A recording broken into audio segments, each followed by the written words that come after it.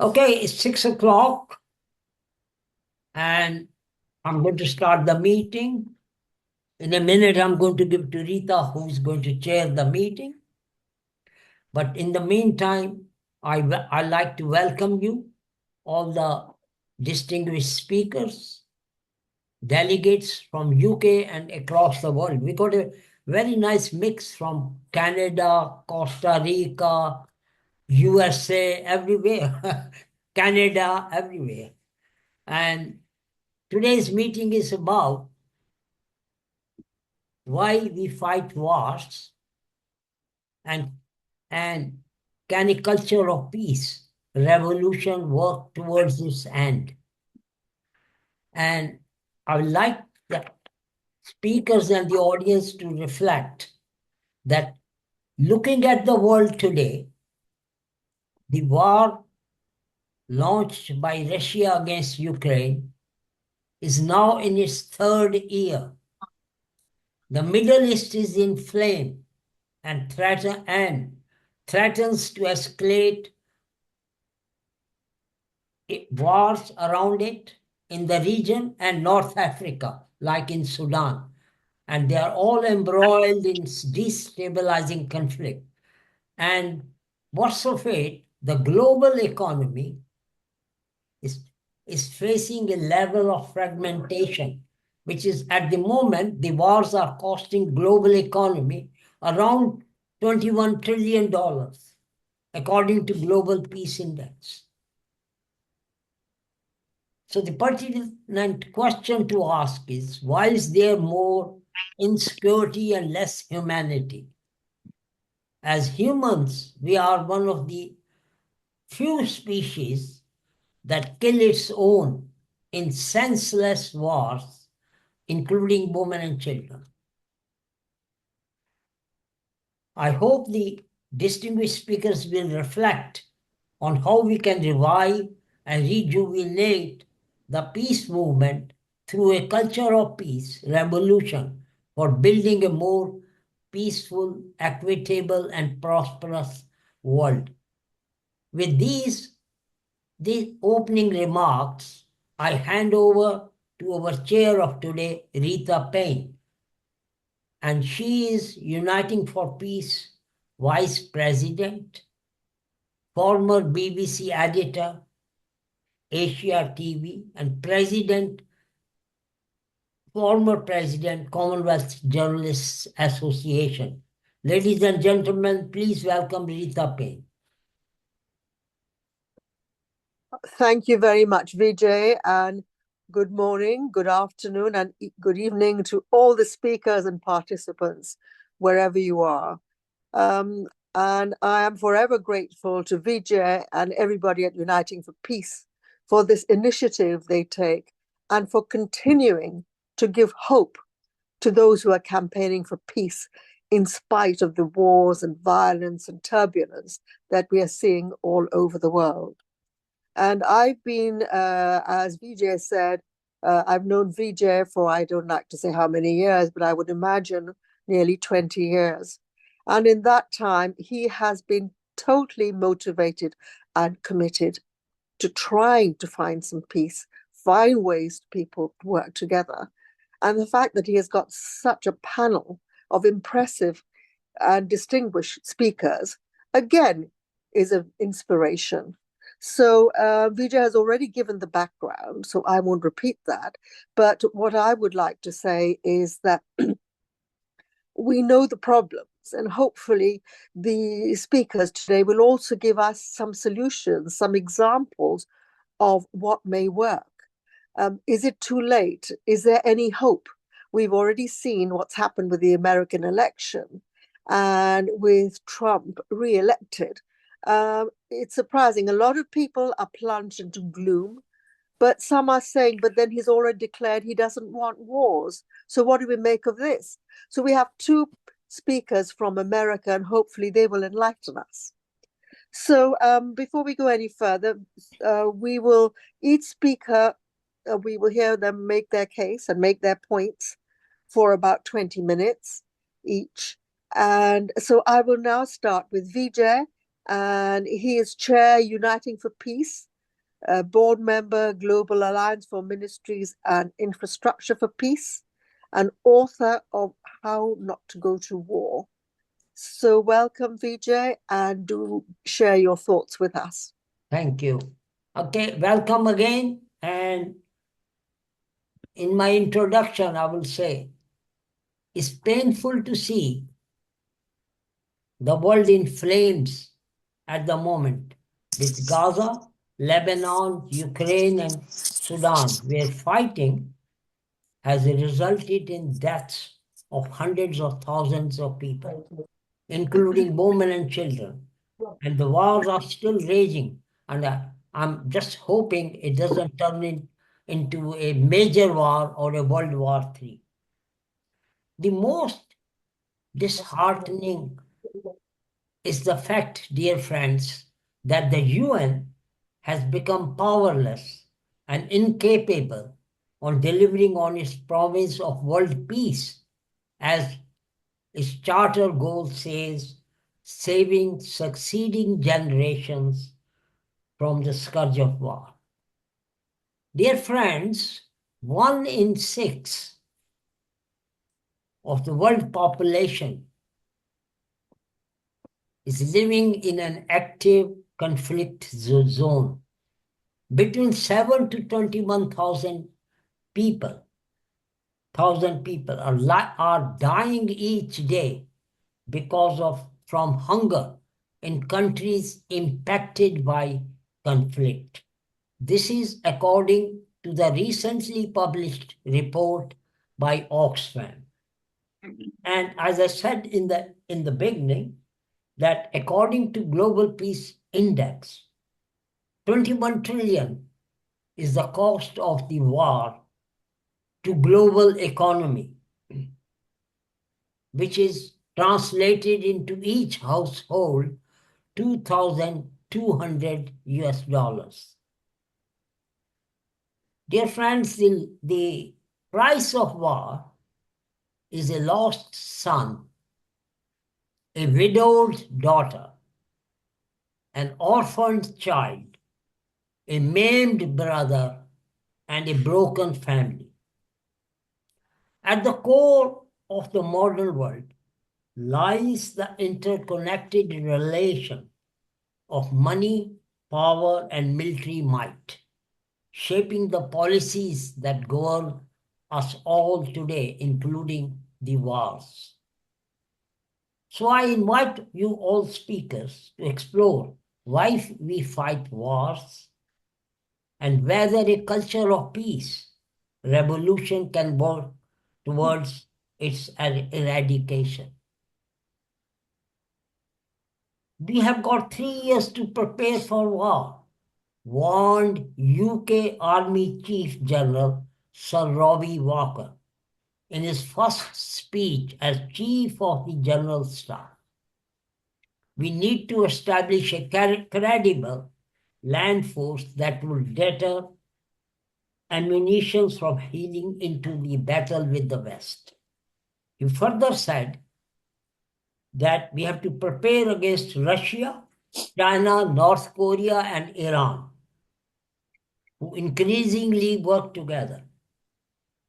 This kind of war-mongering rhetoric is dangerous, and it generates tensions and is instrumental in wars.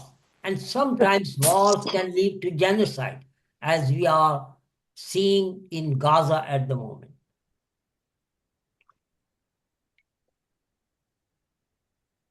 And I've explained this scenario of extraction of resources and wars from the rich, by the rich from the poor countries in my book, The Economics of Killing, How the West Fuels War and Poverty in the Developing World. It explores economic inequality, political corruption, social injustice, which keep poor people poor.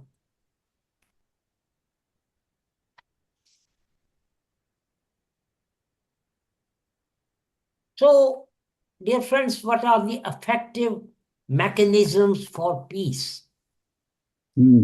Article 1 of UNESCO Declaration defined a culture of peace as a set of values, attitudes, traditions, and modes of behavior and ways of life based on respect for life, ending of violence, promotion and practice of non-violence through education, dialogue, and cooperation, and settling of mutual disputes, promoting peaceful agreements and settling of mutual disputes, complying with UN Charter regulation, promoting democracy, development, and universal freedoms, and enabling people at all levels to develop skills of dialogue, negotiation, consensus building, and peaceful resolution.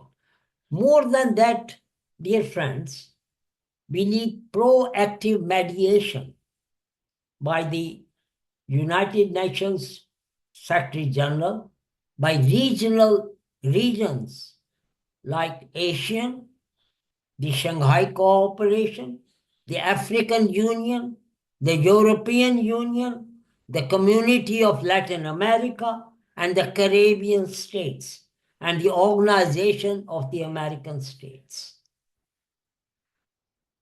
To move a world where wars are obsolete, we must address its root causes. And that's where culture of peace plays in. A culture of peace is an approach that seeks to transform societies by promoting values, attitudes, and behaviors that foster harmony, justice, and nonviolence. It involves education, dialogue, and active participation of society in pursuit of peace.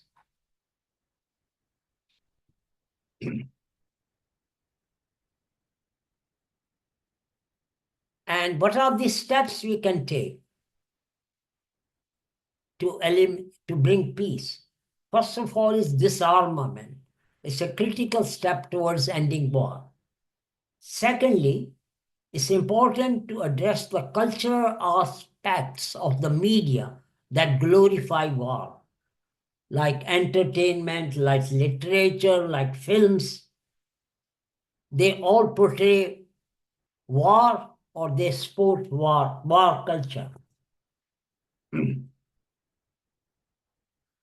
So, dear friends, we have seen examples of successful peace movements and nonviolent resistance, like the civil rights movement in the United States led by Martin Luther King, the peaceful transition of democracy in South Africa guided by Nelson Mandela, and in India, we had Gandhi, who together with other like-minded Indians led a vast non-violent movement which, after many struggles and failures,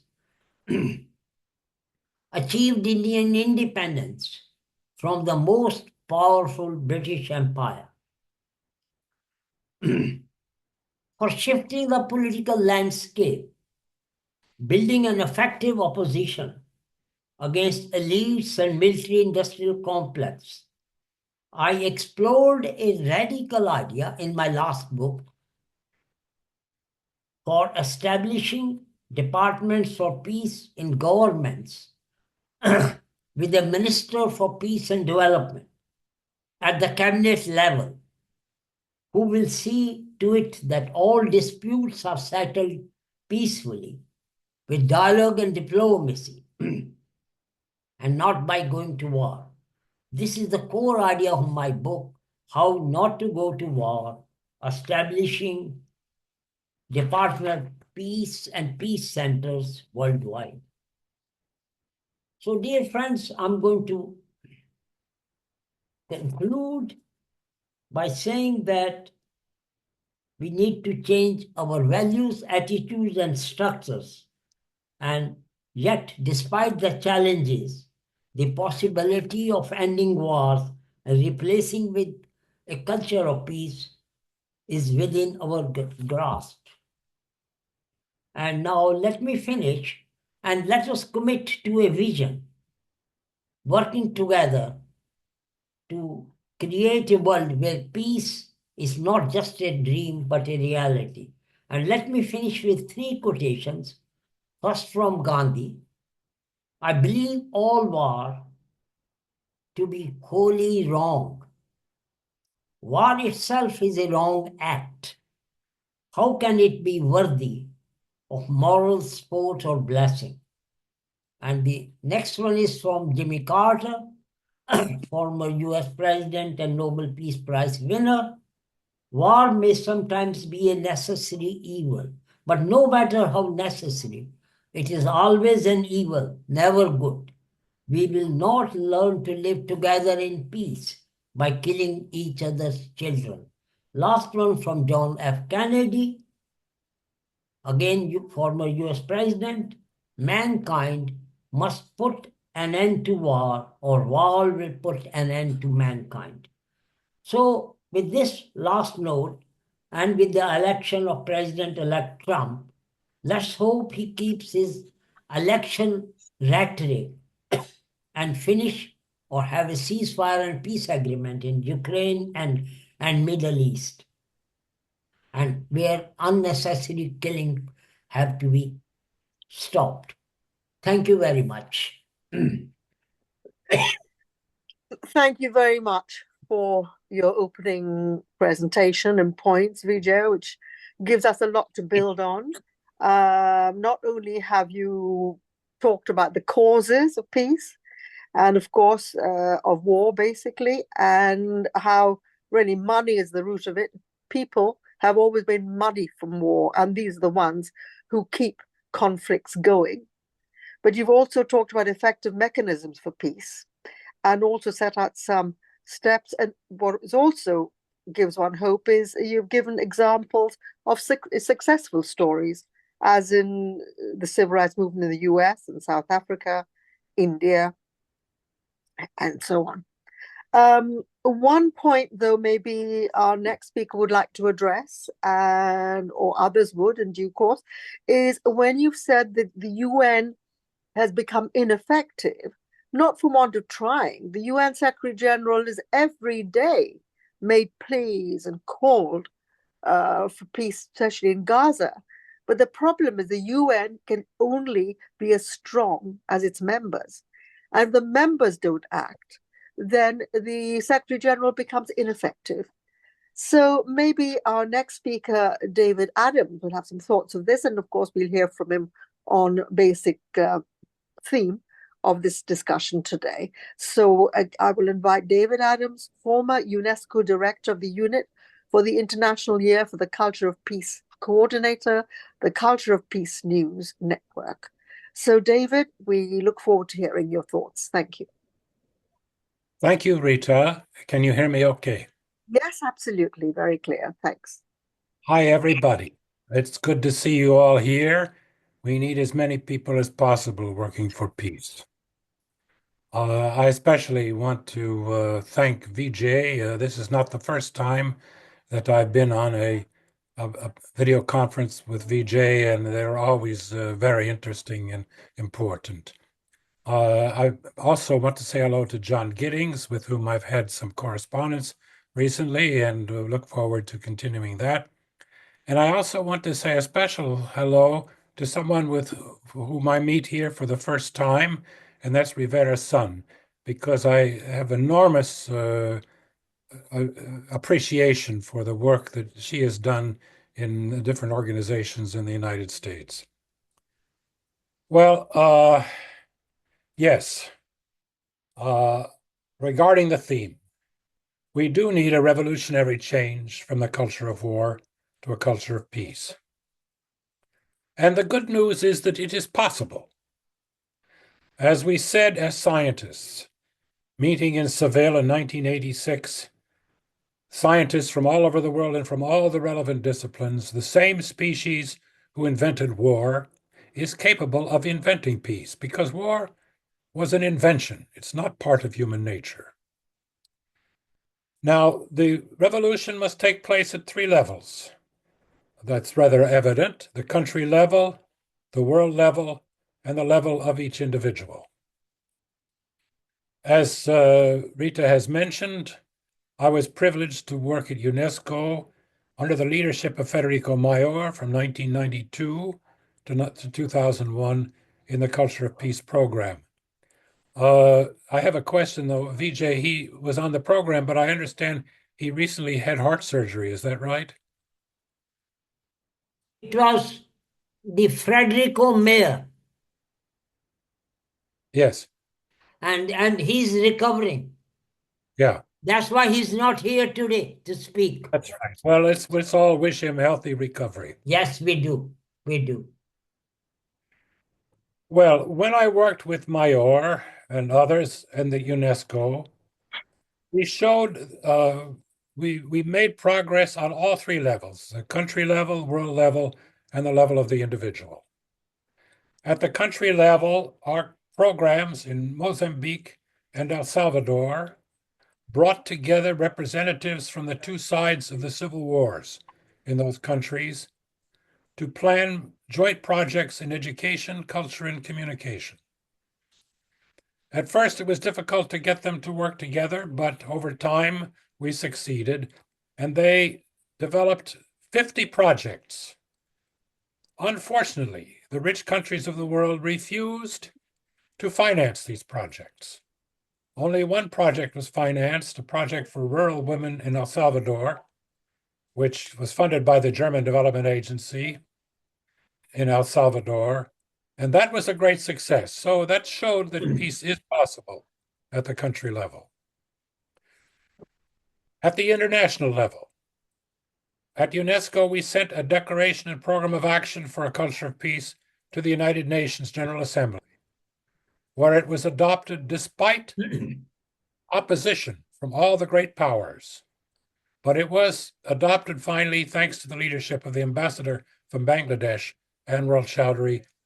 And I believe it is, after the Universal Declaration of Human Rights, perhaps the second most important resolution ever adopted by the United Nations. Finally, at the individual level, at UNESCO, we directed a campaign for signatures on the Manifesto 2000, in which people pledged to promote a culture of peace in their daily life. It was signed by 1% of planet Earth. 75 million people signed. There were more than 1 million signatures from India, Brazil, Colombia, Algeria, South Korea, and Japan. Unfortunately, this did not continue. And UNESCO and the United Nations are no longer providing the leadership that is needed. The culture of war is more and more embedded in the nature and power of the nation state. In fact, in my book, The History of the Culture of War, I make the point that the culture of war actually has two aspects. One is defense or wars against external powers, but perhaps the original and most important is to defeat any threat to the leadership of those in power in the country itself. So, for example, I wrote a paper, published a paper in the Journal of Peace Research that in the United States over the past 2 centuries, there have been an average of, I think it was 15 interventions and 15,000 per year used to put down internal opposition. And I think we can expect with the Trump administration similar kinds of use of the culture of war. But so what we need is a United Nations that is not run by these nation states. Imagine a United Nations Security Council controlled by the mayors of the world. They would quickly outlaw nuclear weapons. There is no reason that cities could have nuclear weapons, and they could establish a system to dismantle them much as was done at the end of the Cold War. They could establish the kind of national culture peace programs that we showed to be effective when we were at UNESCO. But it will take a long time, I'm afraid, for these institutional changes. In the meantime, we should begin now to work at the level of individuals around the world to build pressure for a culture of peace.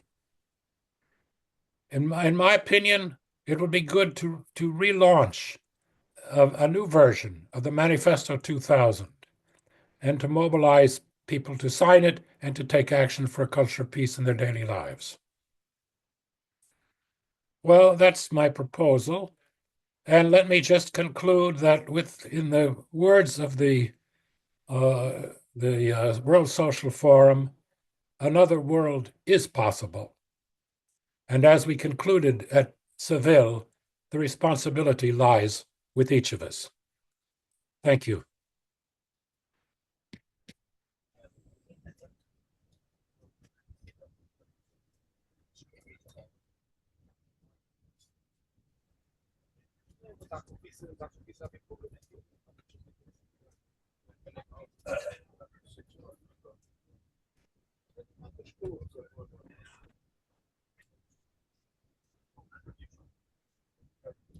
Rita. Please tell Rita to unmute.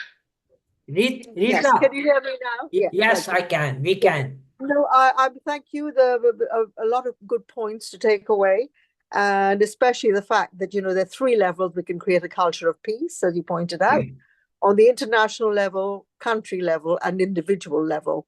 And that's something that's very positive that we can work on even from today. I will now invite our next speaker, John Gittings, former Guardian journalist specializing in China and East Asia, author, The Glorious Art of Peace. So, John, do let us know what you think are points we should take on board. Thank you.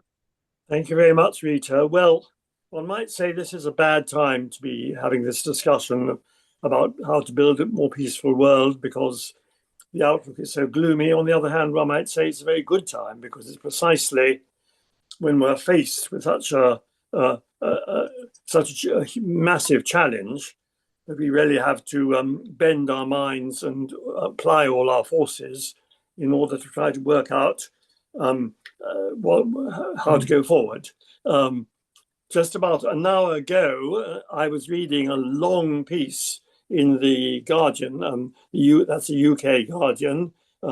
It's not behind a paywall. I would recommend it as, let's say, grim reading, but essential reading. And I'll just read the headline. A new nuclear arms race is beginning. It will be far more dangerous than the last one. As I say, it's a long read. It's about 2,000 words. And it's by Jessica Matthews of the Carnegie Foundation, who incidentally is the daughter of the historian Barbara Tuchman. One of the points she makes, which chimes very much with something I have in mind, is that the preoccupation, entirely justified with climate change, means that the progressive forces, whatever we like to call them, are to a large extent taking their eye off the nuclear ball. I'll come back to that. Anyhow, we have to look at the world as it is. My background is in journalism and international affairs, so that's very much how I'll be approaching this. We have to have vision, certainly. We have to have long-term optimism and certainly believe that doing something is more important than not doing anything. But we also have to look at the world very much as it is. Some of you may have seen the news story the day after Trump was elected, that the purchases, mainly I think through Amazon, of dystopian literature shot up so that The Handmaid's Tale came top. And obviously there are very good reasons why that should be so, which is something else to discuss. And 1984 came, I think, third. And this led me to start reflecting on both the similarities between the world of 1984 painted by George Orwell, and thankfully the dissimilarities. I'd like to say a few words about both of those. Now, you may recall in 1984, the world is divided into three areas. That is Oceania, which is broadly speaking the United States, and Eurasia, which is broadly speaking Russia, we might say, and East Asia, which is broadly speaking China, we might say. I'm saying that if we can apply the analogy today, there are these three powerful overbearing blocks: Russia, the United States, and China. By the way, anybody who defends the Chinese point of view will query what I'm saying, but China does regard itself as a great power. It says it practices great power diplomacy. It wants to be a greater power, and I include it in this triumvirate, you might say. You may also recall in 1984 that these alliances were shifting. Suddenly, in the middle of a speech, perhaps practically, it turned out that East Asia was no longer the enemy. East Asia was a friend, and it was Eurasia which had become the enemy. Again today I was reading some interesting pieces in the New York Times speculating that Trump may decide to play the Russia card against China, or instead he may decide to play the China card against Russia. And he has a choice, and people are speculating, will he play one of those cards, and which one will he play? Which again shows the total sort of lack of morality in international affairs conducted at this level. Well, I've said that the world today is like 1984 in that respect, that there are these three great power blocks, but it's unlike 1984 in a very important way. There is a world outside those three blocks. Now, in 1984, the world outside the three great blocks was simply being fought over. It was totally passive. Of course, the population were passive because they were fed on porn and cheap films and so on. But the rest of the world didn't count, except that it was the battleground for those three blocks. Well, thankfully, and this is what I think we have to focus on, the world is, and always has been since 1945, more complicated than that. And there are three strands in this: the other world, the wider world, the larger world, which we should focus on. The first one is the UN itself, and particularly what I call the UN rank and file, as expressed with the General Assembly. And it's worth recalling that in 1945, the General Assembly, or those countries which would be in the General Assembly, were already, in the negotiation in San Francisco, were challenging the attempt of the powers who would become the dominant powers in the Security Council, were challenging the Security Council attempt to reserve not only power, but also the right to debate. And it was a result of efforts by the broader membership at that time of the United Nations, that the General Assembly acquired the right to debate issues, and indeed to hold votes on issues, particularly those on where the Security Council couldn't reach agreement. So the United Nations yes, BJ did say that the United States was powerless. I think I would qualify that, and also because it has been written off too often in the past. The specialized agencies of the United Nations, which are carry on from the work done by the League of Nations. By the way, people also say the League of Nations was a failure, and in many respects it was, but not completely. And one of the things where it did actually achieve something was in establishing the precedent for that the world body had a responsibility to be active in matters of refugees and health and so on and so forth. And of course, the United Nations has done and continues to do a huge amount of work that it's always struck me as bizarre that people write off the United Nations, but when there's a crisis or famine or flood, whatever it is, the question is, where is the United Nations? We want you to come here and come here quickly. So that's one strand. The second strand is that of the non-aligned world. Right, we can go back to the Bandung Conference, which gave the idea of non-alignment, did give smaller countries the confidence to stand up against the superpowers. The non-aligned movement in the early 1960s, that was instrumental in the expansion of the Disarmament Committee, which led to the Test Ban Treaty, the Partial Test Ban Treaty,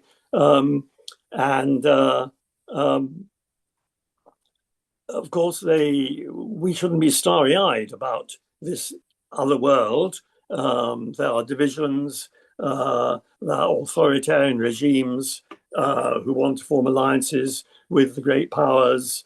There's a huge gap between the interests of the rich and the poor. Nevertheless, it is there. And the third strand, I would say, are, in a sense, us, NGOs, civil society, operating sometimes within the United Nations and sometimes outside.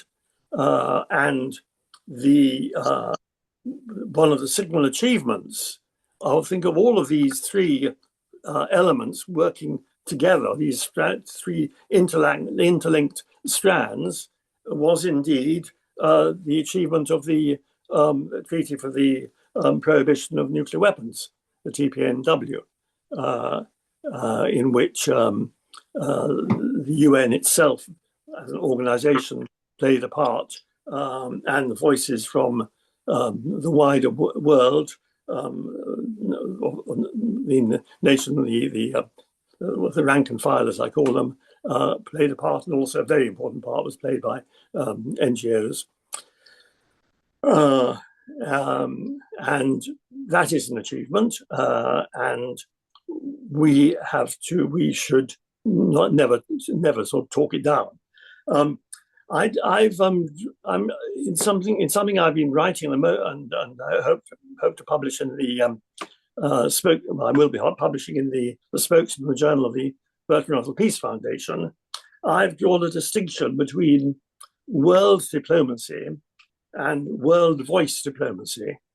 World diplomacy is what everyone means by diplomacy. World voice diplomacy is what I'm talking about. It's something else. It has a much broader basis, and it is a potential force for good and force for change. So how are we going to proceed? Because I know that's the point of this conference. We want to have ideas about where we go. How do we develop and strengthen this alternative voice, which I've been talking about? And I think there are three elements I would like to conclude with. The first is that we should do our best to amplify the voice of the world community, and particularly the United Nations. I think Rita also referred to the tremendous statements made by the UN Secretary General Antonio Guterres, who has been quite a revelation as compared to other Secretary Generals. And he has said a lot of very important things, frequently, which don't get reported. We have to find ways of amplifying his voice and amplifying that voice. And this is partly a question of simply operating through the media, putting pressure upon the media, raising these issues in every way that we can. Secondly, and here I go back to the point made in the article I quoted from in The Guardian, the fact that the concern with climate change has pushed concern over the nuclear threat into the background. What we're talking about here or should be talking about here, are a set of existential risks. The existential risk of nuclear annihilation is something we've known about for a very long time. The existential risk of the catastrophic climate change, actually, we also know about for a very long time indeed. I would add there's a third existential risk, which is that of a new and even deadlier pandemic, also something we've known about for a long time. And of course, the fourth existential risk, which is the only one which the sort of the established media and so on tend to talk about, is that of IR, which is certainly a risk. But the concentration emphasis on IR to the exclusion of the other three is absurd. We have to find ways as movements, as campaigners, as voices of linking these risks together. We can't simply focus on the nuclear issue or the climate issue. I know attempts are being made to do this, certainly in the UK, but they haven't got very far. We really have to unify our worldview and project a worldview in which we are faced by multiple threats, not when no one is more important than the other. So that's the second point. And the third point, in a way, is related to it. We have to work to persuade governments to future-proof policy, by which I mean that the interests of the future generation have to be taken into account in any policy decision. And this is actually something which is in one of the documents of the recent big UN conference. Very, very clearly the concept that any policy we make has to take into account its future impact. Now, of course, governments don't do that. Governments have a short-term perspective. It's often said that a totalitarian government might be more inclined to take the longer view because they don't have to bother with public opinion. But actually, they do have to appease their population, the more so because they don't give them a democratic voice. So the only in the British Isles, the only part of the British Isles where policy is future-proofed is in Wales, where there's a commissioner who vets any policy on which the Welsh government decides to see what its long-term effect will be. So that is, I'm suggesting that those are three areas on which we could focus. I think Vijay talked about uniting for peace. Indeed, we do need, in the fullest sense of the word, unity. We do need to unite for peace. Thank you very much. Thank you very much, John. I don't know if you can hear me because I can't see myself on the screen anywhere. Can you see me? Yes? Okay. Yeah, I'm just yeah. Okay, thanks very much indeed, John. And, with all your experience and your writing, I look forward, to reading more about what you said. I thought it's very fascinating because I read the same article you mentioned in The Guardian. And in fact, I was going to refer to it myself. And I also thought the parallels with Handmaid's Tale seemed very apt at the moment too. Mm-hmm. So thank you very much for all these points that you've given us to take in and think about. I'd like now to invite Rivera's son, editor, Nonviolence News, program coordinator, Campaign for Nonviolence author, The Dandelion Insurrection. So Rivera, look forward to hearing from you. Thank you. Great. Thank you so much. And thank you for inviting me to be part of such a wonderful group with people who care so deeply about this issue, and many of you who have been dedicating your lives for many decades working on these issues. I'm going to share a little bit about the work that I do and then share some stories that might give us ideas for action and hope. As mentioned, I am an author, and like George Orwell, though maybe not in the top number 3 of the world book sales, my novel, The Dandelion Insurrection, also got that spike, which I thought was pretty funny. All of my novels center nonviolent movements for change in the center of their fictional struggles. This is a core part of my peace culture work in and also taking the genre of fantasy and replacing the war and violence as the primary method of heroic struggle with the heroic struggle that we know in the world, that of nonviolent social movements for change and peace-building efforts. I try to practice what I preach and get in the streets whenever I can. That's me in the back holding the Huelga sign and under the giant puppet of Dolores Huerta. And I grew up on an organic farm, which took me a long time to recognize as what Gandhi would call a constructive program, literally putting my hands in the soil of building food systems for local farmers who didn't want to destroy the earth or one another in the process.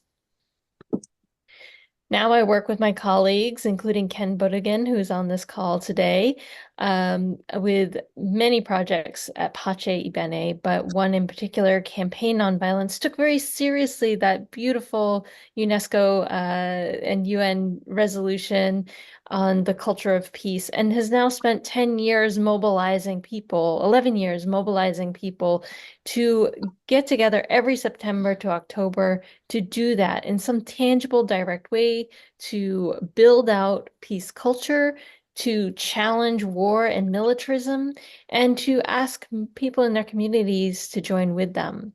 This year, we saw 5,239 actions and events all around the world. I also edit Nonviolence News, and this is a really instrumental piece of how I even think about or approach finding alternatives to war and violence.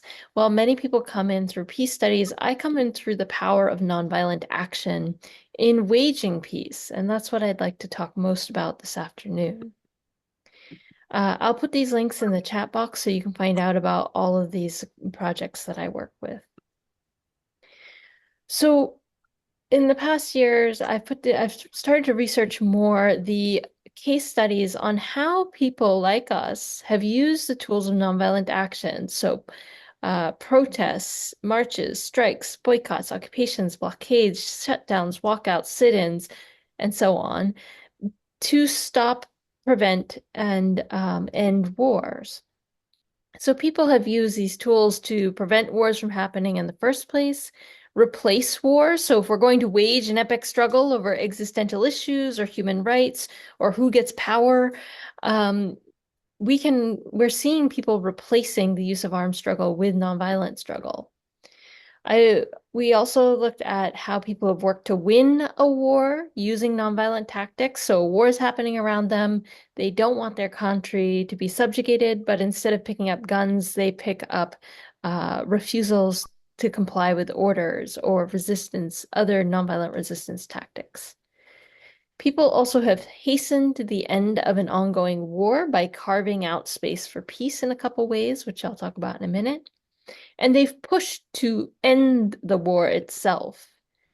And of course, the ongoing work is to dismantle pieces of the war machine and build the long-lasting, nonviolent infrastructure for the human needs of security and defense. And many of my colleagues today have mentioned some very pragmatic examples of this, including departments of peace, etc. So I'm just going to share a couple stories from each to make this really tangible, because it's easy to get in our heads of this, and the most common thing I hear is, well, what can ordinary people do? And oh no, we never win against war, which actually is historically and factually untrue. First off, people are replacing war at a rapid pace using nonviolent struggle. We now know that in campaigns to change governmental regimes, stop foreign invasions, and end occupations, nonviolent action is actually twice as successful as violent means.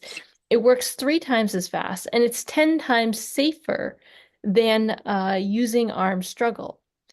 And we have seen revolution after revolution in the world being used with nonviolent action, particularly against authoritarian regimes and dictators and tyrants. I see this all the time in my editorial work with nonviolence news, collecting stories around the world. Every time someone chooses to wage a nonviolent struggle, they have simultaneously made a choice not to pick up guns to achieve that same goal, or pick up tanks or bombs or whatever. So when we look at who is preventing wars, people advancing nonviolent struggle are the vanguard of this effort. They are one of the most successful wings of the peace movement that is almost always left out of our self-identifying as a peace movement. Replacing war has a long history. India's self-rule movement, for example. India had multiple armed uprisings before Gandhi, but Gandhi succeeded because of his nonviolent tactics. We saw this in Latvia, Lithuania, and Estonia, as well as other countries in the Soviet bloc getting their independence that way. We saw Chile oust the Pinochet dictator. We saw Germany stop a coup attempt in 1920. We mentioned the civil rights movement. We can look to the Sarvodaya movement in Sri Lanka, things like the Delano grape strike, even, these more limited struggles. We forget that in many other parts of the world, even within our own countries, people have chosen to pick up guns to try to solve these problems of inequality and injustice. So anywhere a nonviolent struggle happens, that is a win for the peace movement. On top of that, we can work to prevent war. And there's lots of examples of this, and we get discouraged a lot. But I want to speak about Algeria. So they had a very violent war of independence. They had a successful nonviolent counter coup effort when the French generals tried to regain Algeria. But the story I want to tell happens immediately after that. When they're trying to start self-govern themselves, the two major political parties splintered. They stormed out of the government building and they started a war against each other. They were descending into civil war. 1,000 people were being killed. But the workers rallied immediately against it and voted to go on general strike to stop the civil war. On top of that, unarmed citizens stood in front of the tanks, they laid down in front of the troops, and they negotiated ceasefires in limited senses between the two armies. And they forced their two political parties to halt that slide towards civil war and get back into the government building and do democracy in all its messiness. We also saw similar dynamics in the people power revolution in the Philippines when it almost became a civil war, if not for the people literally standing between the two armies and saying, no, let the nonviolent people power movement determine the fate of this nation. So over and over, we prevent war, but we forget to tell the stories of this, and we need to tell them more often. When we can't prevent a war from happening, it's happening already. We often see our peace movements get squelched or put in opposition, that if we're for peace, we're against the just causes that might be driving some of the conflict. We have seen people who choose to use nonviolent tools and nonviolent tactics, even in the midst of intense, horrible, violent wars. World War II is just full of these examples. So much so that actually, our US government issued espionage and sabotage manuals in the 1940s that actually identify many of these tactics, like work slowly, slow down your motions. Denmark used this to great effect in the shipyards, managing to not build a single warship for the Nazis, even over 3 years of occupation. So, we need to make sure that people know that this is an option. If you feel like you need to defend your country, you can use nonviolent tactics to do so, even if your fellow countrymen have not figured that out yet. We can also carve out space for peace, and I want to point to the work of Nonviolent Peace Force in this regard, for setting up peace teams, for doing civilian protection, for negotiating limited ceasefires that open the door for more long-term ceasefires, for getting warring parties and violent factions into negotiating table together, and groups who are making things like Peace Village, literal physical spaces where they put aside the partisan war conflict and say, we're going to stand for a third side, which is the right to live in peace. And Colombia is a good example of this. All of these help to hasten and bring about the end of a war. And powerful peace movements have risen up multiple times in the world to do this. The women of Liberia may be one of the best examples that we can point to. They were headed into their second civil war. 200,000 people had already been killed when Lima Gaboe and others rallied the women to force the dictator Charles Taylor to get into negotiations, held him to the negotiations, ousted the dictator, stopped the war, set in motion democratic elections, and elected their first woman president. So if Liberia can do it, why can't the rest of us? It's a great question.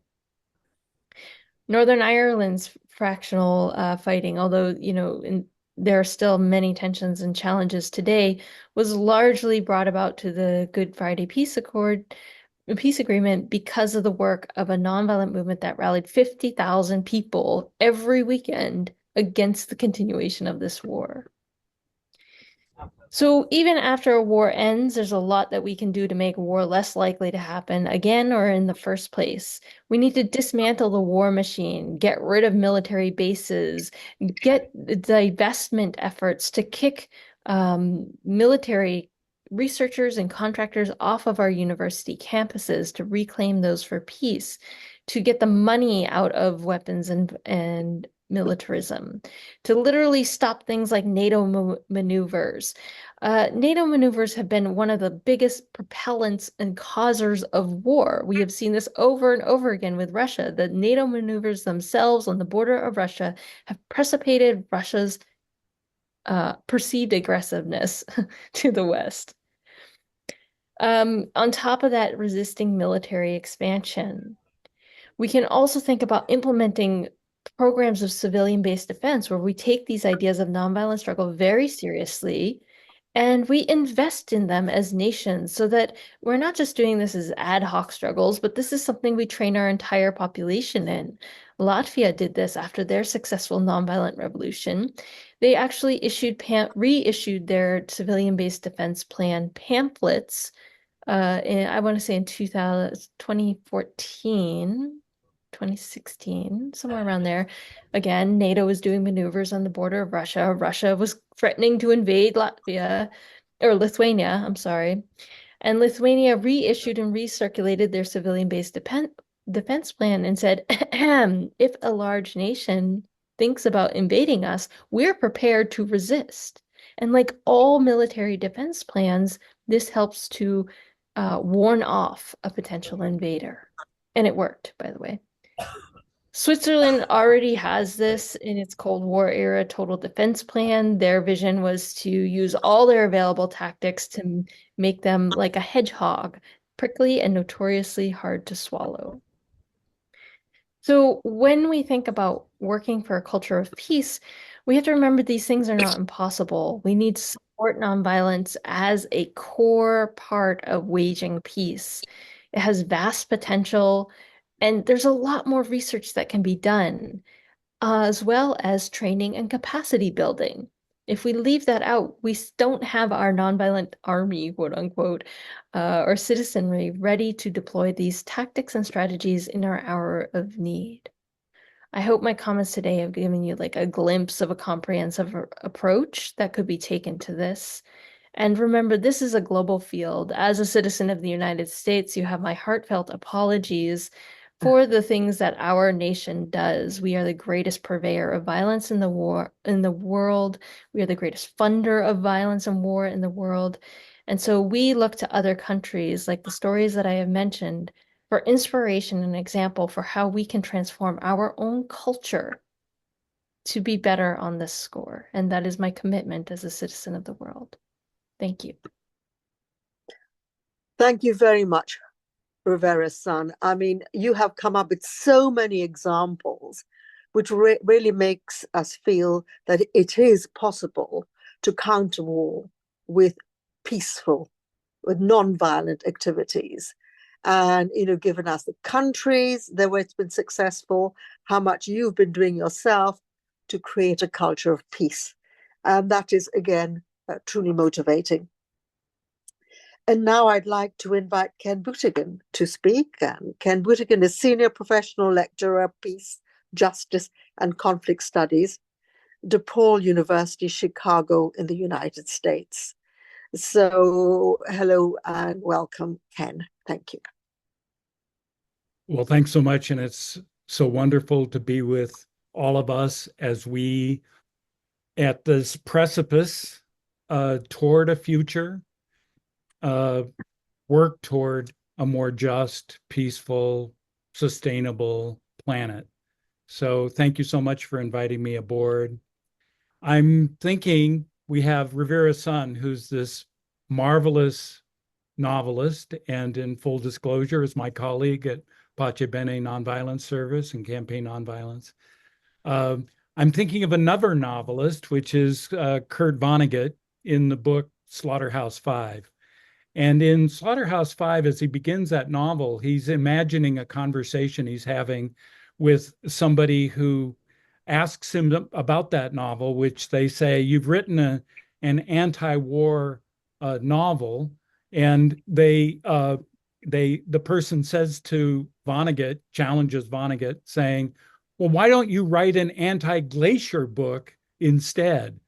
But what Vonnegut says is, what he meant, of course, was that there will always be wars and that it was as easy to stop as glaciers. I believe that too. Well, as you probably know, Slaughterhouse-Five was drawn from Vonnegut's wartime experiences in World War II. As a prisoner of war, he survived the American bombing of Dresden in Germany. But I am intrigued by his notion that, well, we really can't stop wars because it's sort of like glaciers. We can't stop them. Unfortunately, we're learning that glaciers can be stopped.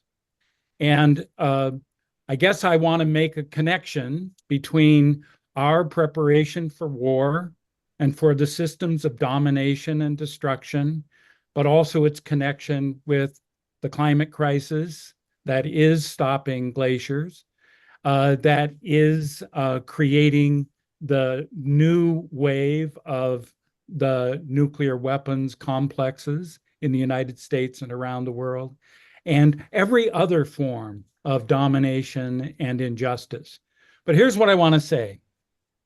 The greatest social movement in human history is coming. The greatest social movement in human history is coming.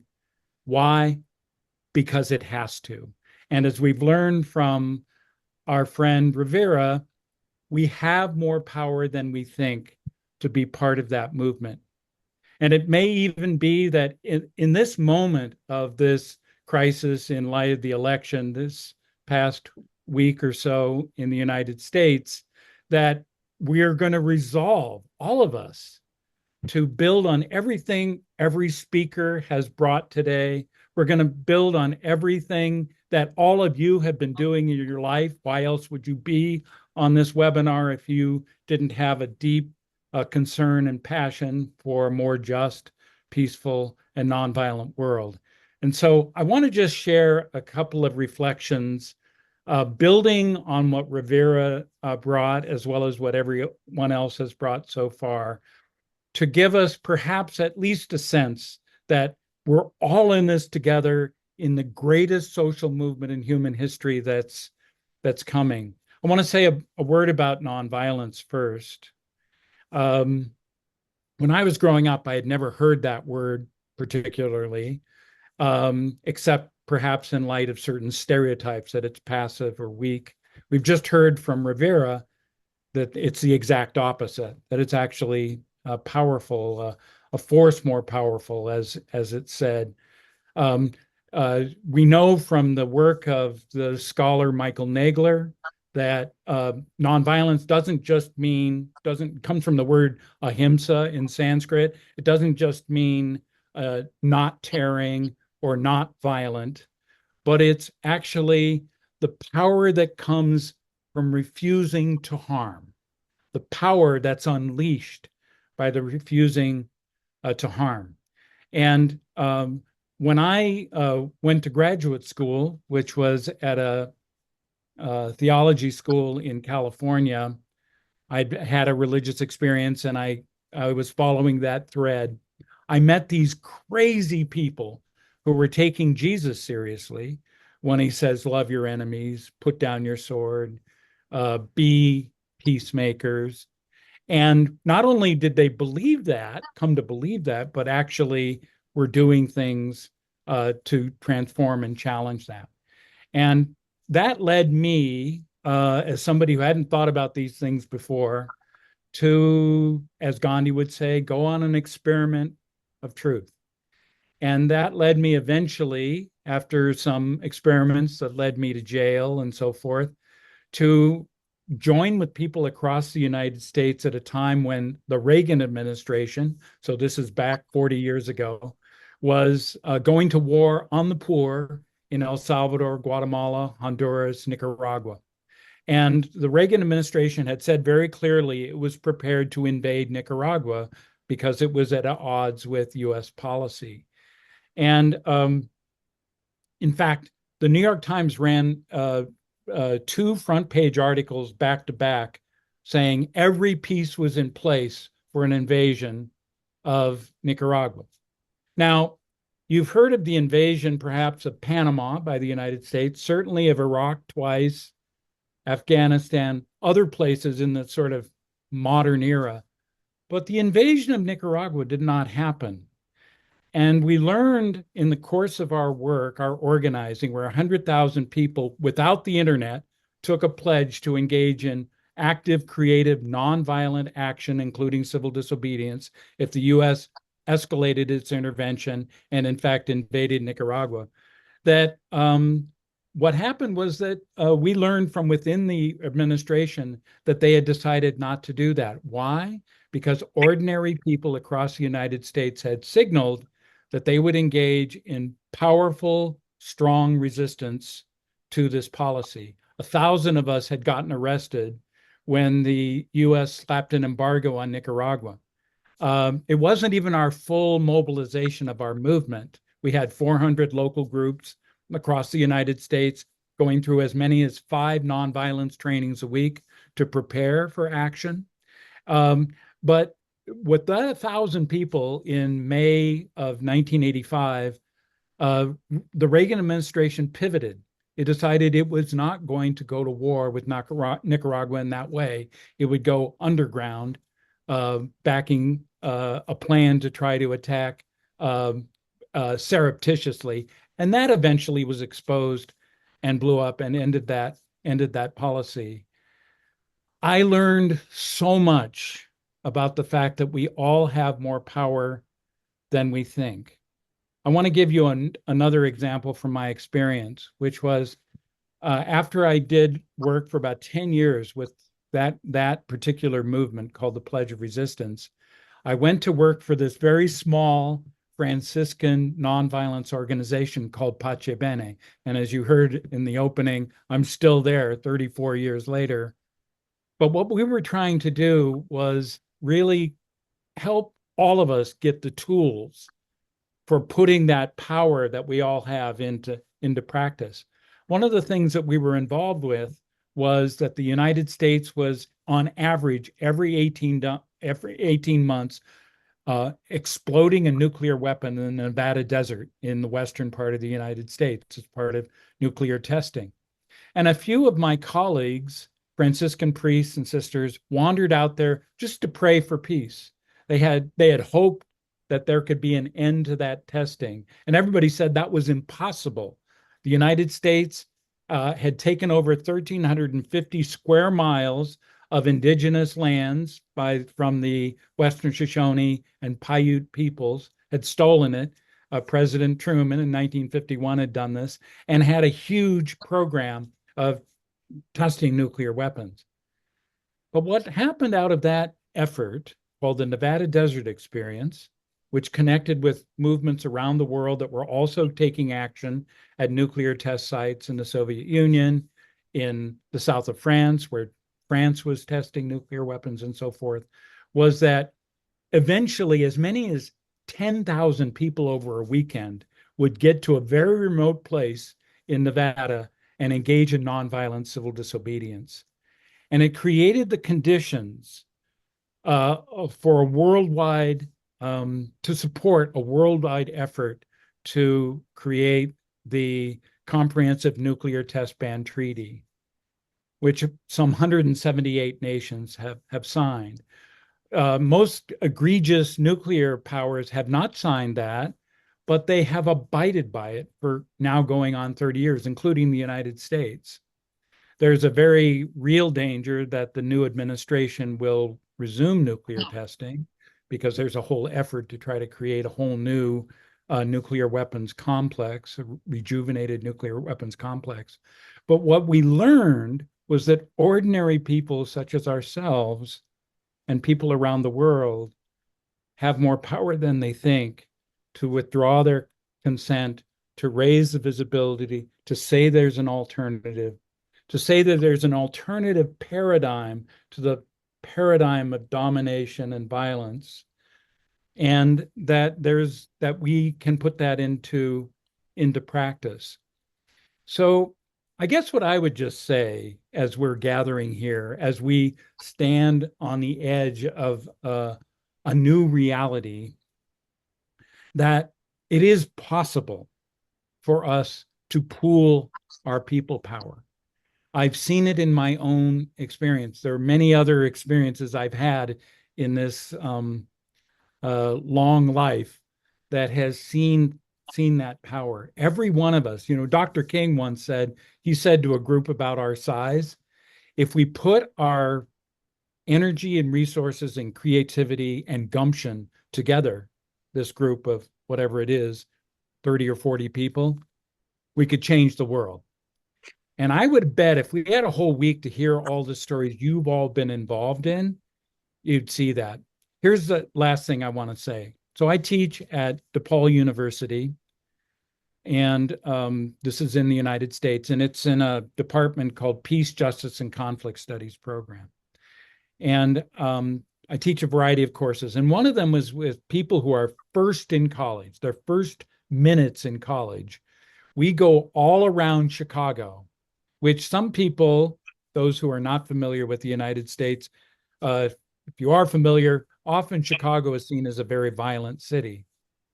We go around and we meet amazing peacemakers who are dedicating their lives to interrupting gun violence, to challenging racism, to creating alternatives to police brutality, and finding restorative justice options.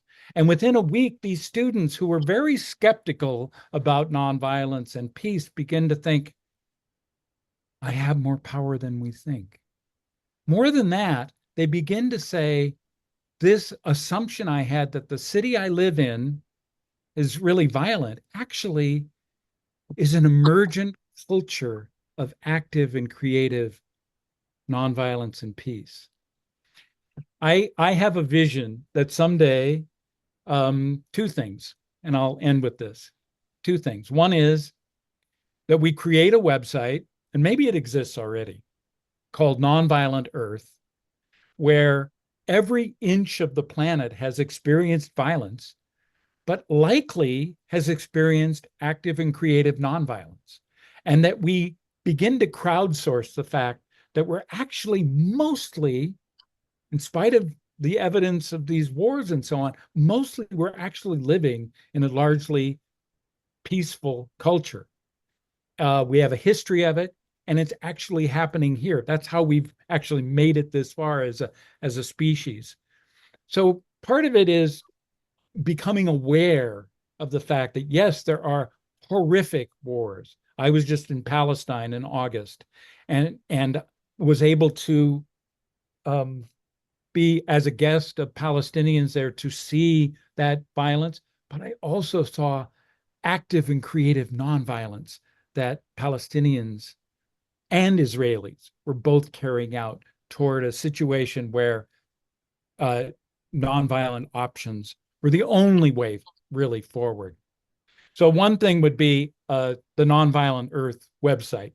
But the other thing is, I'm hoping, we've kicked this around at Pacevene, that just as a little prompt in this direction, if we could see one day where for 24 hours there is no violence in the world, the day of nonviolence, it wouldn't be the end to everything, the problems, or we wouldn't be at the end of our work, but it would give us this sense like there's an option.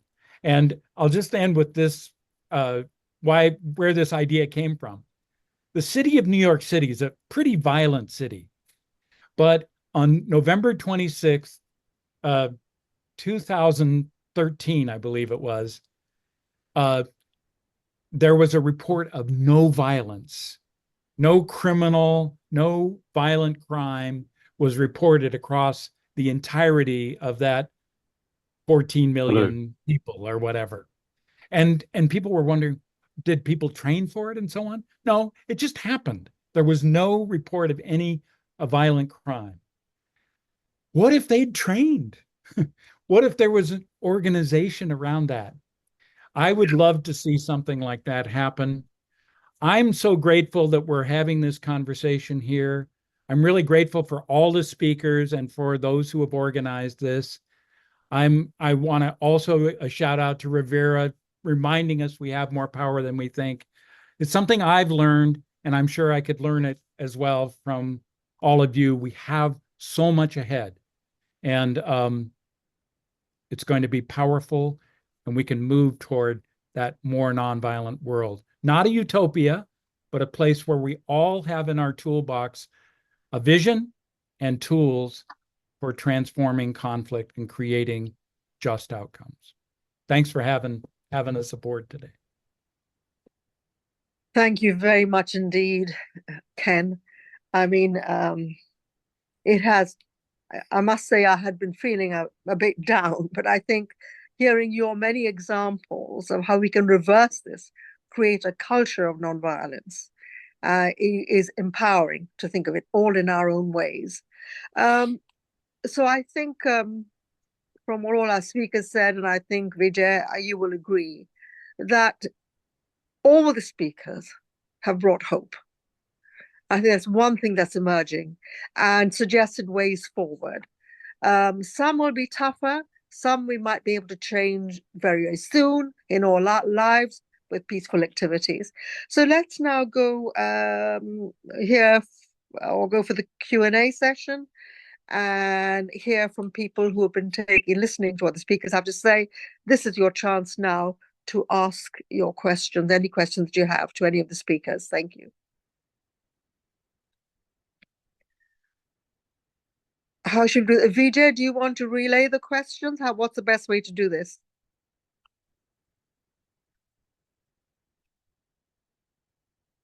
Or do you want to put the questions in chat? Whatever way it is, people have listened to all the speakers, and let's see who comes up first to ask. May I make a suggestion, There Vijay? it is. Bernie Holland is first. Yes. Right. First of all, I was overjoyed to hear Rivera and Ken. All right, what you had to say was wonderful. But I'd just like to make I've made some notes, which I'll come to this later. But I think the procedure that works quite well. I'm a member of an organization called the Schiller Institute, and we've been having peace coalitions every Friday afternoon, and we've had 500 people on from all over the world, world leaders and all sorts of people from political and religious and various backgrounds coming on and giving presentations. And when we have about 4 or 5 speakers, and then we have an open discussion. And what we do is, on your panel at the bottom of your Zoom screen, you can see one, it might say react, and you can put raise your hand. I'll raise mine now so you can see it. All right, and that indicates that you have a comment to make or a question that you might like to directly ask somebody who's spoken, or you know, that's one way that I would suggest that we could proceed rather than trawling through the chat and trying to find questions. You know, I would just like to make one comment about what our friend John Gittings said about Trump may play the China against Russia card or vice versa. What's become clear? I don't know if any of you saw the BRICS summit at Kazan recently, which was quite extraordinary, where all these world leaders were discussing the development of the BRICS alliance. There's now, it started off with 5 countries: Brazil, Russia, India, China, and South Africa. There are now another 17 countries that want to join up with the BRICS. A lot of people from the global south and the Indo-Pacific region. And what came out of this was that rather than 3 blocks, it seems like there's a potentiality for 2, which is this this global majority who want to have a world without a hegemon, and the Western powers, which feel that it's an existential threat to their power. So, the idea being that we'd like them to join. I know this sounds crazy, but we'd like the USA and the European countries and the UK to actually, rather than try to be antagonistic to the BRICS alliance, to actually engage with it, because it is a definite potential for looking towards the other, looking towards the security and best interest of the other as a means to bringing better security and in your own interests. So I don't think that Trump is going to play the China against Russia card, because China and Russia are very, very closely aligned together within the BRICS alliance.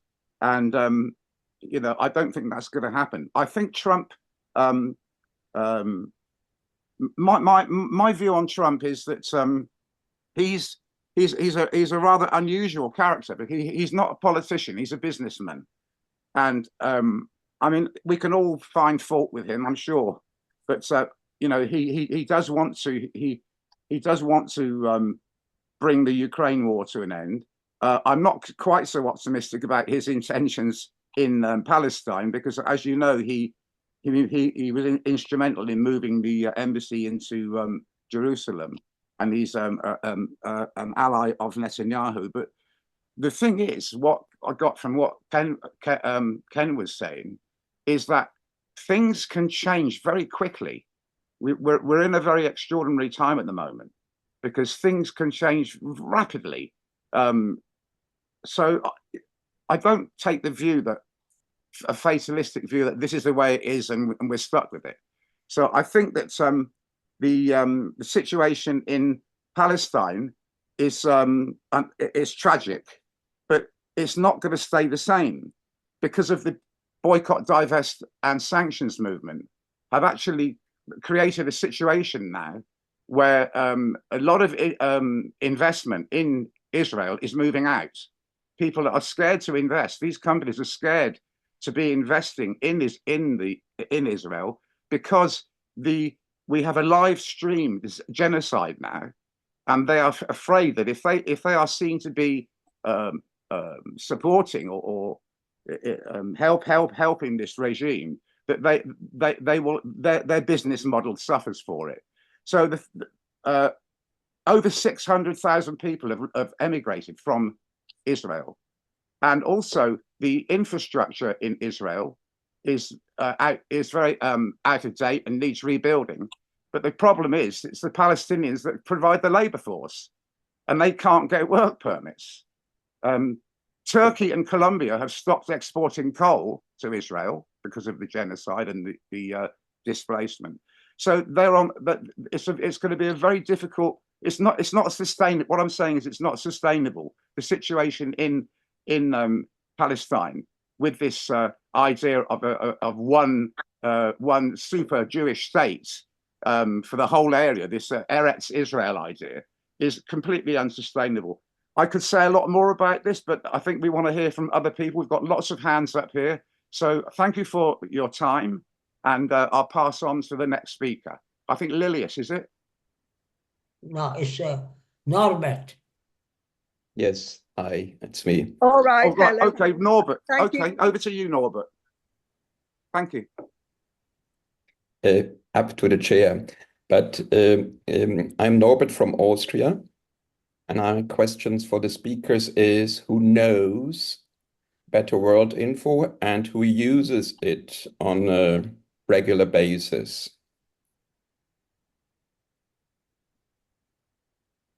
What happened? We lost you. Okay. Who Yeah. knows Better Yeah. World Info and who uses it on a regular basis? Oh Right. dear. Who does? Does anybody know it? Yeah. I know him. He's got one of the best websites for peace in the world. Better I've World. never heard of it. I've never heard of it, but I'm very happy to hear of it now. Yes, I'm very interested. Yeah. And the other I think this is speakers? something that we can all, maybe you can send us more details, links to all the participants. Yes. I did in the chat, but it's okay. Yeah. Better World Yeah, I Info. did see that. Bye-bye. Yes, right. Yeah, thank you. Lots of hands. Rita. Yeah, I can't see. So who is Okay. Isaac? Do you want to say something? Gray Sutton. Yes. Well, I'm grateful to be here. Yeah. There have been of my network, and I'm grateful to hear about the culture that was, of course, talked about. And one thing I would like to talk about is strongly emphasizing peace. We should, of course, engage all the community members, because when we, of course, engage, most especially young people, it will, of course, help us to, of course, separate peace campaigns. For instance, in high institutions where we can, of course, talk to young people in universities and also our leaders. Because when you try to look at Africa, here, let me talk about Africa, where there is, violence, like in Southeast Sudan, rather in Sudan and Democratic Republic of Congo. And we can, of course, talk about other countries like Ukraine and, of course, Palestine, that is between Israel and Palestine, is Gaza. We have to engage, young people and also the leaders. So I'm asking, what's really the strategies that we can, of course, put in place in order to engage even the leaders without, of course, leaving them outside? Because some leaders embrace peace, but there are those ones who, of course, happen to dodge when it comes to peace campaigns. Right. Thank you. Could someone help me, Bernie? Could you direct me to the next, because I can't see who's raising hands for some reason. Right, we've got David Hart. David Hart's up. There is Okay. David Hart's hands on. Okay, David, would you David. like to speak? Somebody named Can Lilius. you unmute David? Yes, thanks to all the presenters. This was very inspiring. I wish the whole world could hear this. So my question is, how can we get the media, the mainstream media especially, to really carry the stories of active and powerful nonviolence that are happening all over the world, to give people some hope that there is an alternative to the addiction to violence and war as a way of resolving conflict? Right. I wonder, this might be a question for John Gittings, because you've been with a mainstream, highly rated newspaper for many years. John, what are your thoughts, and why the media doesn't pay more attention to Well, peace? I am often asked this question, and there's no easy answer. as a journalist, newspapers, yeah, I'm thinking particularly of newspapers with whom I worked, but also the television media, the agenda tends to be set in particular ways which are very hard to influence. Now, we have here Frank Jackson, who is amazing because he gets letters into the Guardian again and again and again and again and again. And he's found exactly the way to do it. There is a sense when you're writing letters, because once you get going, they will recognize your name and they will look more favorably upon you. There's so much advice I could give, and if anybody is really interested, do get in touch with me and I'll try and give it. But one, given that there are obstacles and there's prejudice and there's indifference, I think indifference is the worst thing of all. People say, oh, not that peace business again. You have to be very focused, very targeted, and very brief as well. And if you're trying to place, let's say, an article, it should never be more than 700 words, and it should start off very clearly and hit the target.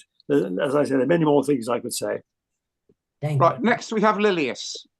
Yeah. Okay. Well, originally, I just wanted to say that it's interesting that we talk about the Western world,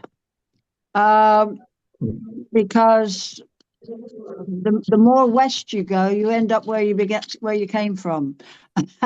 So I don't know exactly. Well, obviously, we're talking about North America and Europe, who are traditionally the powerhouses of the world.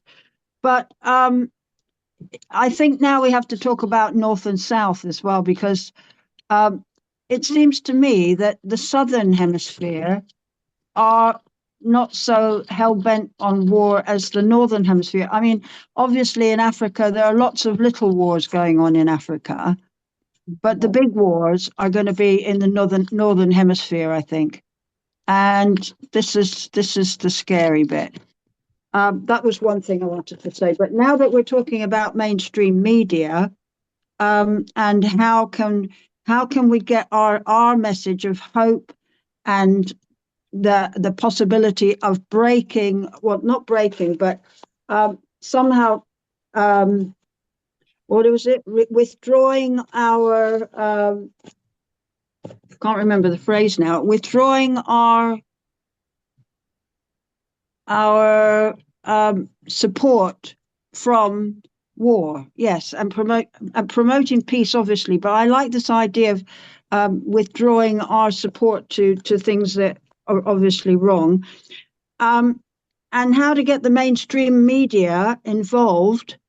I think they should be invited to these conferences, and we can say that we've got these videos. There are bits within this conference that are little gems that need to be picked out and presented to the media that is going to put it either online or on television or to a greater audience. And I think that film rather than writing is the fastest and quickest way you can do that.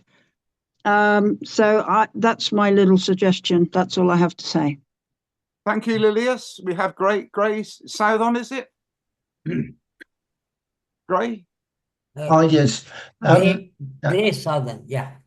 Yeah. Hello, Thank Gray. you. Thank you. Wonderful presentation.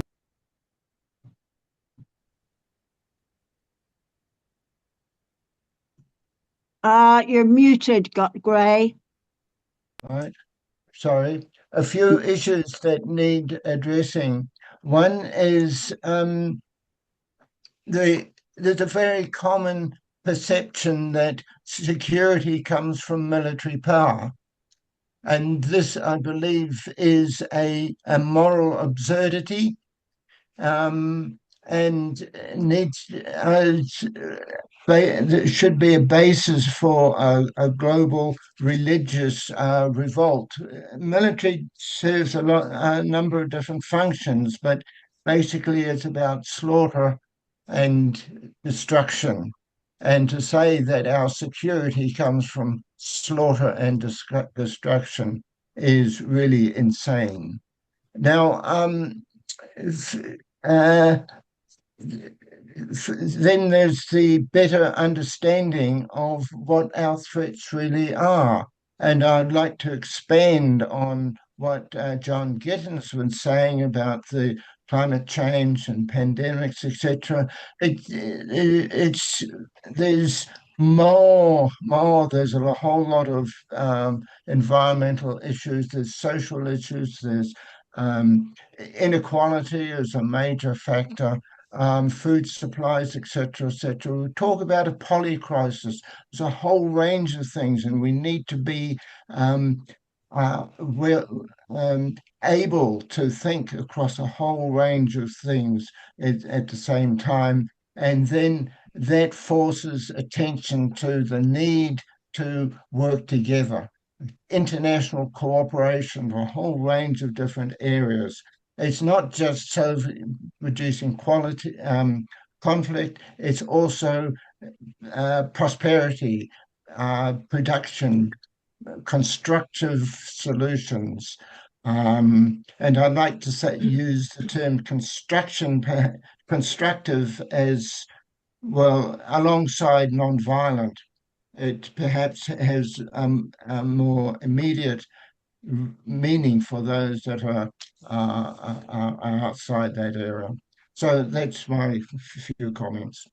Thank you. Right, thank you very much. Frank Jackson. Frank. Frank, what are your thoughts, please? Hello, yes. First of all, thank you very much, John Gittins, for those kind words about my past activities. I'm sorry to say that I have been finding it rather more difficult recently. It's quite a long time since I had a letter in the Guardian. But more important than that, I am not, while I have had these compliments about my letters, I have rarely noticed that they seem to have had any great effect. Sorry to be pessimistic about that, because the overall situation, as I see it, is that the majority of ordinary people still accept that war is a normal part of the human experience, and until we get while many people on this meeting have taken individual instances, it is still true that the majority of people equate defense with military defense, and so we've still got an enormous mountain to climb with all the good things that have been said on this occasion and on others. We're still a very, very long way from achieving the culture of peace that we really need. So I'm sorry to be a bit pessimistic, but at my ancient age and with my various physical problems, I am not as active as I once was. Yes, I read that article in The Guardian today, and I would like to respond to it, but I have more difficulty in composing letters than I used to have. So I'm not sure whether I can live up to John's words this time. So anyway, once again, thank you for the kind words, but I'm not sure they're completely justified. Thank you. Tom Baker.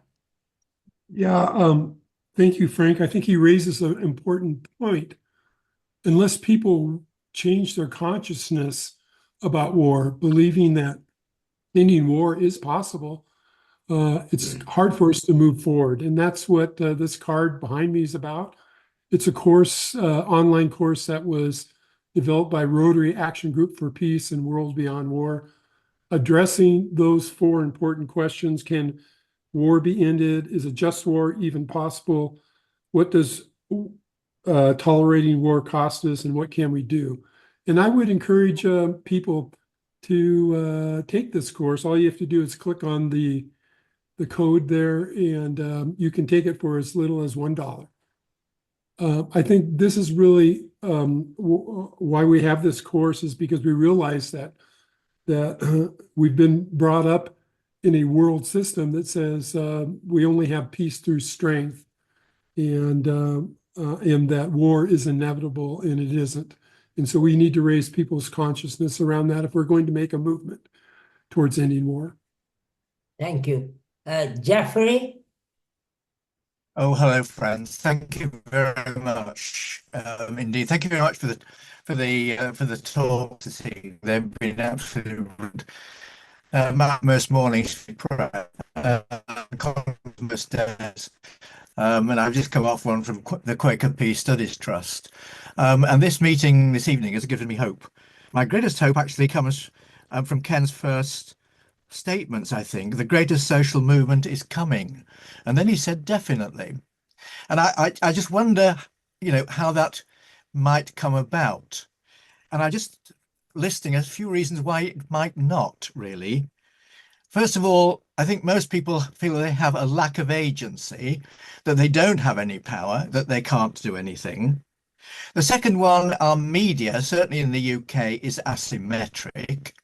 That is, it promotes difference, but not for celebration. It promotes difference for hatred and for othering people.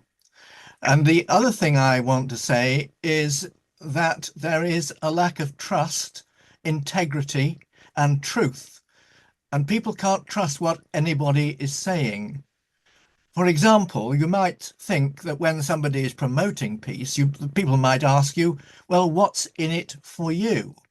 Just as people, when you consider war, what's in it for them? Well, we know what's in it for them, actually, except for the poor individuals who die. It's money, isn't it? So there are three things that we need to tackle. First of all, it is increasing people's feeling of agency. Secondly, it's influencing the media and how we can transform the media into not creating bad news, but good news. And the third thing is to get the politicians involved in our discourse. Thank you very much, friends. Okay, thank you. Okay, I can't see any hands. Okay, go on, Brian Jackson. Brian, yeah. Sorry, I could not figure out how to raise my hand on my screen. I guess I'm zoomed in. But anyway, I thank you to all the speakers and all that has spoken, because this is really a learning process. And I was looking at the possibility of doing a peace and conflict master's program here at UNC Wilmington. I would like to talk to you further about that. But anyway, so I am on city council here in Jacksonville, and I like the idea of creating a council of mayors, of local officials, but I would like better for it to be a council of council members, because all mayors aren't created the same, but you may have someone on their councils that will. As you said, we all have power, but a lot of times, especially here in the States, the people that are against some certain things are the silent majority, unfortunately. And somehow we got to find a way to reach those and let them know they have a voice. Quite disturbed that Trump became president here in the United States again, but it doesn't actually surprise me. We have a culture of fear here in the United States. Someone mentioned about that whole idea of othering others. And until we can stop doing that, I'm afraid that I'm about to lose you guys, because I have an old laptop and it's trying to get the power connected to it again. But like I said, we have a culture of fear here, and until we can deal with that, we're going to have other issues. One of the things I would wonder is, how can we reach the victims of violence and the victims of war across the world and try to work on giving those a voice. We have a lot of people have been affected. I know I work with a lot of people, a lot of soldiers and Marines and sailors that came back from Afghanistan and Iraq. And you could see directly the results of what war can do to individuals. So maybe we can work on certain things such as that. Again, I would like to continue to learn from you and join other conferences involving this, because this is amazing. I actually suffered rebound PTSD or secondary PTSD from hearing the stories of many of the ones that came back from war. So I always felt if I could get on the other side of war, domestically or internationally, because I think some of the problems that we have here is definitely going to affect the rest of the world.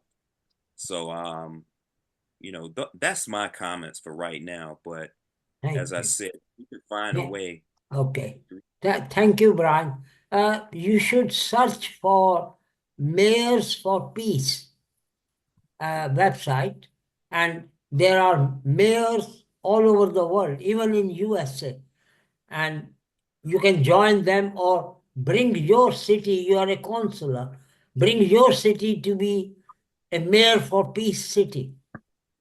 You could do that. Okay, who else is there? Quanta Dawn Light. Thank you very much. I wanted to sort of emphasize what right now there is a bill in Congress by Barbara Lee of California, HR House Resolution 1111. Please do call all the people that are in the United States, your respective congressperson, and tell them before they transfer the power to the new legislators before January, so that these incumbent ones will be having an incentive to pass it, so that next time come around, we will remember them.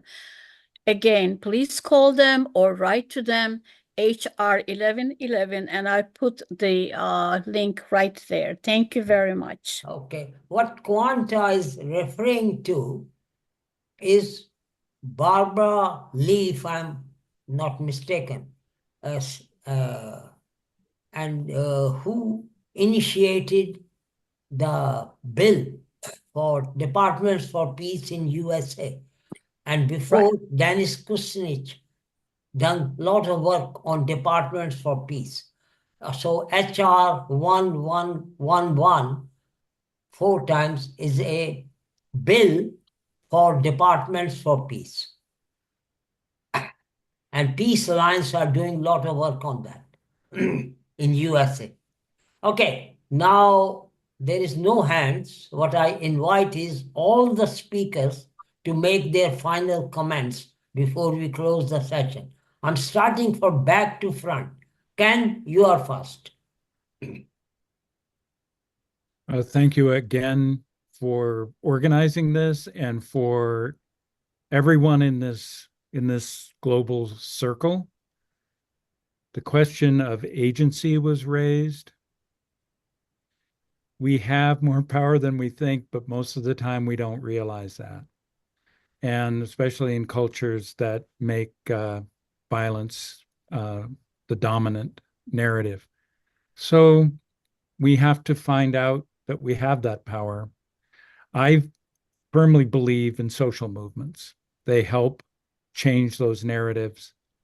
And what we know from Dean Erica Chenoweth at Harvard, that not only is nonviolent strategies twice as effective as violent ones, they found that quantitatively, but also that typically social movements that achieve 3.5% of the population, it's a lot of people, but still 3.5% are very likely will win.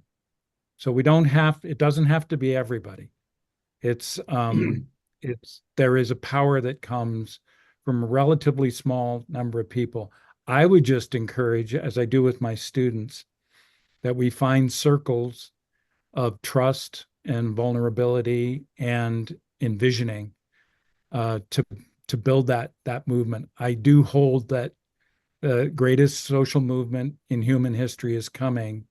It won't happen by magic. We're all going to be part of it.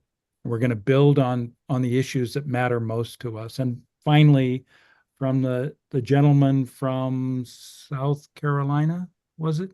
Yeah, Brian. I put my email address in the chat if you want to reach out to me. Thank you. Everyone, for having us aboard. Thank you, Ken. Rivera, next. Thanks, everyone, and thanks for all the very thoughtful work that you're doing for peace and peace issues. It's very much needed, and it can feel lonely when the world seems hell-bent on plunging into war for reasons we can't understand. So gathering together to remember and affirm that it is not crazy to want peace, it is the most sane thing in the world, is important. And remembering the stories of when we've succeeded and learning from them, I think is also equally important. People have agency. They have a lot of power. A lot of the struggles that I shared today and that I research and look at, people are facing terrible situations, extreme odds, things that make Trump 2.0 look like peanuts. I mean, Charles Taylor and the Second Liberian Civil War, talk about a bleak moment. A moment where nobody should have ever risen up to try to do anything. And the beautiful thing about the women of Liberia Mass Action for Peace is that a lot of those women didn't think of themselves as Gandhi or King. They just wanted peace, and they wanted it badly enough that they would get in the streets, they would stand along the road where the dictator was, and they would not give up until they got it. Many of our social movements are improvised, as the scholars say. People don't have necessarily a critical analysis of what they're doing when they join the boycott or they go into the street for the mass protest. So have some faith in humanity. We may not look very activated at this moment, but human beings will do what they want to do and won't do what they don't want to do. And that is a powerful force for change, especially when they get really ornery and stubborn and beautifully upset about the state of our world. So thank you all for our time together, and thank you for all the great peace work that you're doing. Before, could I ask you. a question Thank you. of both Yeah, Rivera and Ken? I have a question myself, in that given that, you know, America is a democracy and so on, the United States, have you any answers to why, given all the threats and the worrying statements and the lies from Trump, how is it that he won with such an overwhelming majority? Rivera. Okay. There are many answers to this question and many ways of looking at it. One is to take a critical look at who turned out to vote. Trump did not actually rally or mobilize many more supporters than he did in 2020 when he lost. The biggest difference is not third-party votes, although I would have empathized with that choice given the frustration people feel over being complicit in genocide. The really big difference is that people on the left or people who are undecided but for generally leaning left did not turn out to vote, to the tune of 7 to 10 million of them less than last time around. And that's the biggest difference that we can observe at this time. It's really important to remember also that our election, when we look at the Trump supporters, that's only a quarter of the population, adult population. The bulk of the US does not vote, even in a presidential election. So is it reflective of our country? Yes, in bad ways. Is it reflective of all of our country? No, actually, it's not. So we face a very challenging situation in which human rights and liberties and justice for everyone is under assault. but we do have millions of people who object to this and who will continue to object to this and have a pretty good track record of resisting Trump under the first administration. Thank you. Thank you. John Gittings, final comments. Right. Well, so many really interesting points people have made. I'll just pick two or three. Ken said we have more power than we think. I'd like to refer you to the amazing work by Lawrence Whitner, his 3 volumes on the struggle against the bomb, in which he showed very clearly that although world leaders like Eisenhower and Macmillan and so on were denied publicly, they were very much influenced, and of course Gorbachev even more so, by the efforts of the peace movement. They were worried by it. They didn't necessarily admire the peace movement, but they were certainly worried for it to influence their policy. Bernie raised the BRICS summit. Well, talking about BRICS is really very complicated. I don't think myself that the participation of Russia and China in BRICS makes them no longer powers overweening powers with ambitions of their own. And I think it's a very good thing that the BRICS has now expanded, as Bernie says, from 5 to 17, so it becomes more representative, more fully representative of the wider world. Frank asked why the majority, Frank Johnson, why the majority of people still accept war as a human activity. I think we suffer from a number of reasons. One is that we have an optimism bias, which has kept us going. We need to be optimistic. Indeed, we're being optimistic in this discussion now. Otherwise, we would give up. Civilization is based upon optimism, but unfortunately, that means that we don't accept that war can be so disastrous, and indeed the next war, of course, will be terminally disastrous as it is. Just 2 more points quickly. Gray Southern, I very much like your word polycrisis, which I hadn't thought of before, to describe the multiform crisis which we face. And I would repeat, the more that we can link these together in our discourse, in what we say, in what we argue, what we seek to persuade, through the sort of peace education activities which other people have mentioned and are doing, that's fantastic. The more we can bring these all together, the better. And finally, while we were having this discussion, I went online to read the synopsis for Rivera's Dandelion Insurrection, and I shall be buying it. Well, Okay, thank you. Thank you. Okay, David Adams. David. I think he's left. He's left. He's left. Okay, Yeah. shall I then close the, okay, let me do the ending remarks. And Rita, would you like any ending remarks? No, basically just to say that this has been enlightening for me, because I've been so impressed by the range of speakers and what they've brought and their journeys. And what's really good is they've all in different ways gone on the same journey for peace. And I've, from each one, I felt that, there's something that we can all do, that we don't live in a bubble. So I just want to thank you and all the speakers, that this is only the beginning, not the end. Okay, thank you, Rita. So, thanks to all the distinguished speakers, David Adams, John Gittings, Rivera, Ken, for thought-provoking and engaging presentations.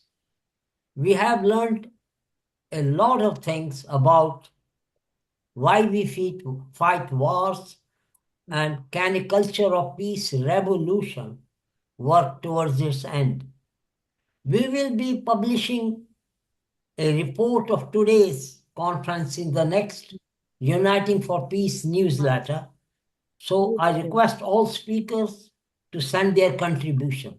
And also we'll be making a recording which will be sent to all of you.